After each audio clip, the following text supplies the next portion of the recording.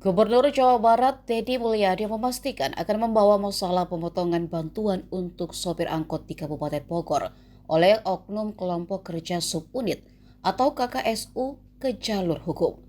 Meski Ketua KKSU Nandar sudah mengklarifikasi dan mengembalikan potongan tersebut, Deddy tetap akan meminta diselidiki. Sebab menurutnya, jika KKSU sudah mengembalikan uang, artinya didahului dengan pengambilan.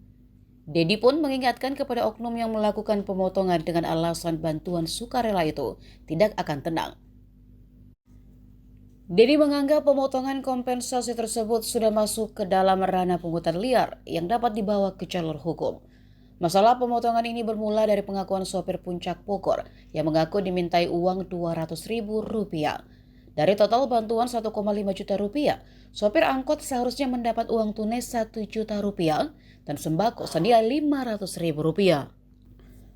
Namun setelah disunat Rp200.000, para sopir angkot hanya mendapat uang tunai Rp800.000.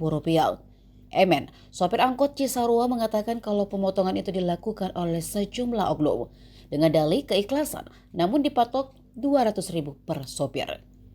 Emen juga menyebut jika uang itu diserahkan kepada Ketua KKSU bernama Nandar.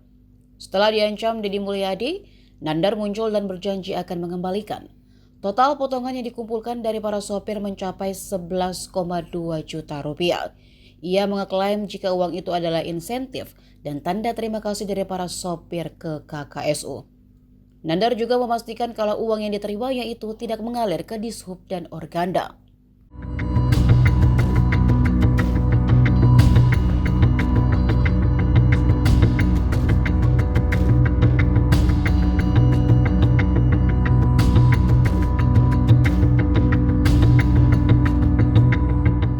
Download Tribun X sekarang, menghadirkan lokal menjadi Indonesia.